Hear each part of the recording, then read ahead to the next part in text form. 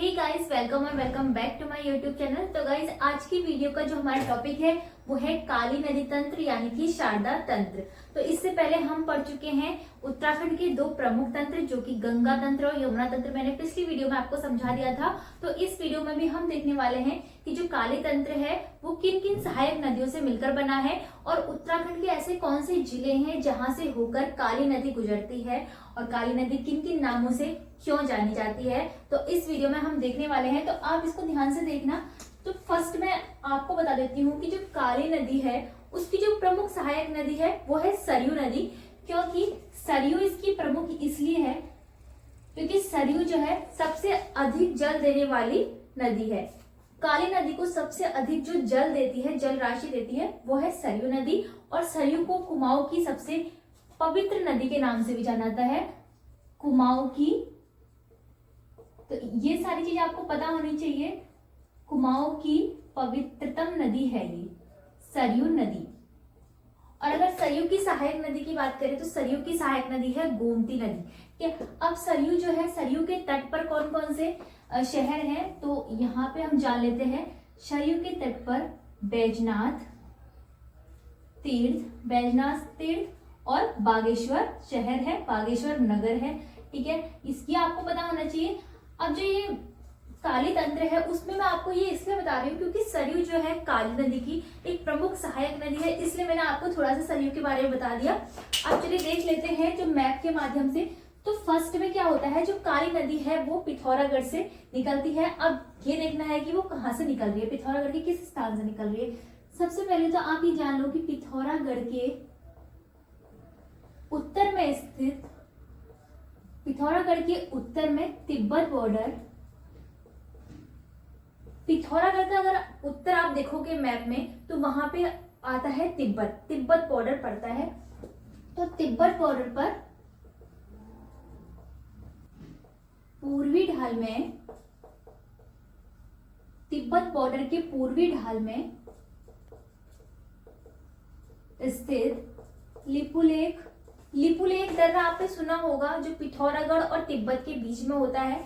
तो लिपुलेख के समीप जो काला पानी, लिपुलेख के समीप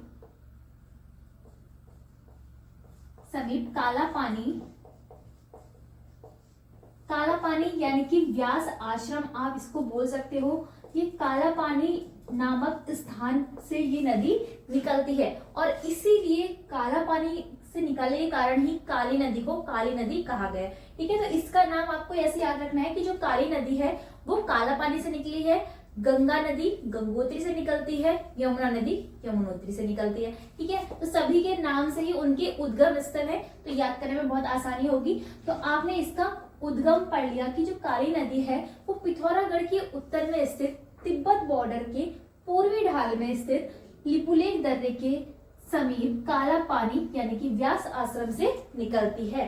तो पिथौरागढ़ से इसका उद्गम हो गया। अब जैसे ही ये पिथौरागढ़ से आगे बढ़ती है तो ये नेपाल और उत्तराखंड का बॉर्डर बनाते हुए आगे बढ़ती है। तो इस तरफ आपके नेपाल है और इस तरफ उत्तराखंड।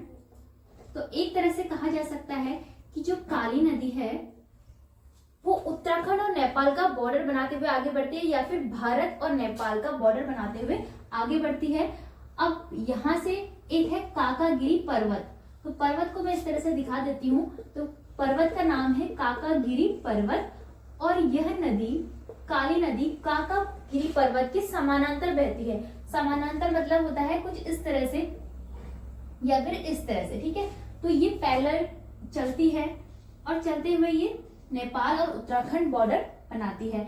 अब देखो जो ये काली नदी है उसका स्थानीय भाषा में नाम कालागाड़ है, कालागाड़ या फिर काली गंगा भी कहते हैं इसे। तो स्थानीय भाषा में वहां के स्थानीय लोग काली नदी को कालागाड़ या फिर काली गंगा भी कहते हैं। तो काली गंगा ही काली नदी का नाम है। अब देखो ये आगे बढ़ते हुए कहाँ पहुंचती है, चंपावत में। ठीक है, तो अब ये उत्तराखंड के चंपावत जिले में पहुंचती है और कहाँ पर पहुंचती है, टनकपुर निकट स्थित पूर्णागिरि तीर्थ का नाम आपने सुना ही होगा। टनकपुर में पूर्णागिरि तीर्थ है चंपावत जिले में। तो पूर्णागिरि तीर्थ के पास बरमदेव मंडी, ठीक है, यहां तक ये पहुंचती है, बरमदेव मंडी तक पहुंच रही है काली नदी। ये नेपाल और भारत का बॉर्डर बनाते हुए चंपावत पहुंची और चंपावत में टनकपुर के निकट पूर्णागिरि तीर्थ के पास बरमदेव मंडी तक पहुंचती है, ठीक है। अब चंपावत पहुंच गई। अब जो उत्तराखंड में काली नदी का जो सफर है वो पिथौरागढ़ से चंपावत जिले में ही है।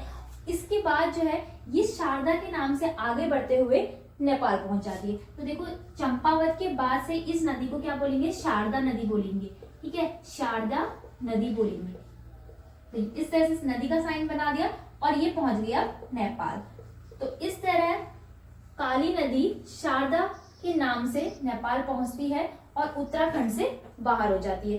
तो अब इसकी जो पिथौरागढ़ से लेके चंपावत तक की लंबाई है वो है 252 किलोमीटर, जो कि सभी तीनों प्रमुख नदी तंत्रों में सबसे अधिक है। तो काली नदी तंत्र सबसे लंबा नदी तंत्र है, ठीक है, काली नदी तंत्र सबसे लंबा। ये क्वेश्चन आता है कि कौन सी नदी उत्तराखंड की ऐसी है जो सबसे लंबा रास्ता बनाती है, तो वो है 252 किलोमीटर काली नदी का सबसे लंबा, ठीक है, सबसे लंबा रास्ता, ठीक है, मार्ग बोल सकते हो आप।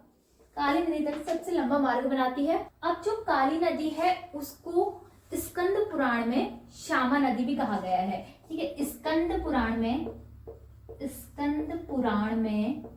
श्यामा नदी कहा गया है।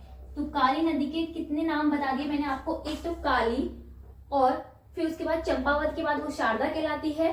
स्कंद पुराण में उसे श्यामा नदी कहते हैं और स्थानीय भाषा में काली गंगा और काला गाड़ कहते हैं। तो इतने नाम तुम्हें काली नदी के याद रखने हैं। तो स्कंद पुराण में इसका नाम श्यामा नदी है और ये नदी जो है अपवित्र मानी जाती है, ठीक है, स्कंद पुराण में अपवित्र मानी जाती है, अपवित्र नदी।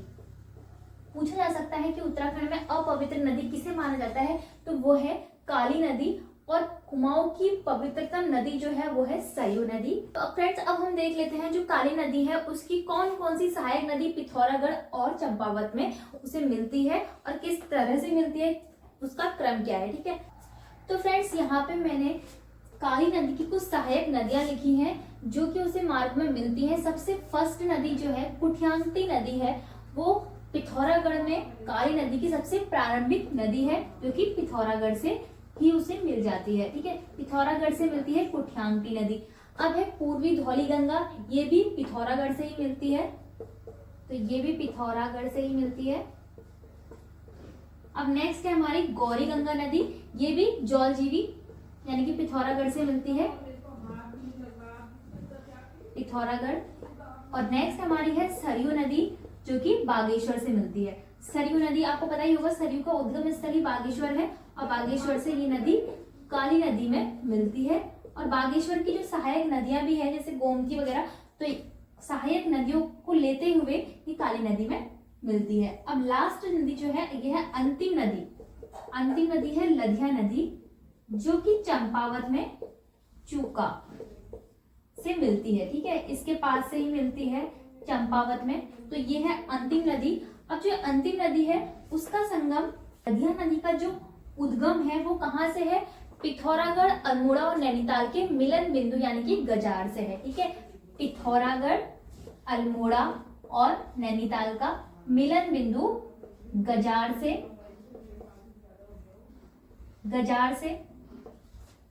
इसका उद्गम है, ठीक है, उद्गम किसका, लधिया नदी का, जो कि काली नदी की अंतिम नदी है। फर्स्ट नदी कुठ्यांगटी नदी है, ठीक है, और प्रमुख नदी जो है वो है सरयू नदी, बागेश्वर से मिलती है। तो फ्रेंड्स यहाँ पे मैंने आपको बता दिया कि जो काली तंत्र है, शारदा तंत्र है, उसकी कौन कौन सी सहायक नदियां हैं और वो उत्तराखंड में किन किन जिलों से होकर गुजरती है, किस स्थान से मिलती है, ठीक है। तो ये सारे कॉन्सेप्ट आपको याद होने चाहिए। अब आपकी जो उत्तराखंड का नदी तंत्र है वो तीनों तंत्र कंप्लीट हो चुके हैं, गंगा, यमुना और काली तंत्र। तो फ्रेंड्स आई होप आपको इस वीडियो से बहुत नॉलेज मिली होगी और वीडियो आपको पसंद आई तो वीडियो को लाइक और चैनल को सब्सक्राइब जरूर करना। हम ऐसे ही टॉपिक्स को कवर करते जाएंगे नोट्स के माध्यम से और मैप के माध्यम से। ठीक है, तो अब हम मिलेंगे नेक्स्ट वीडियो में नए टॉपिक के साथ।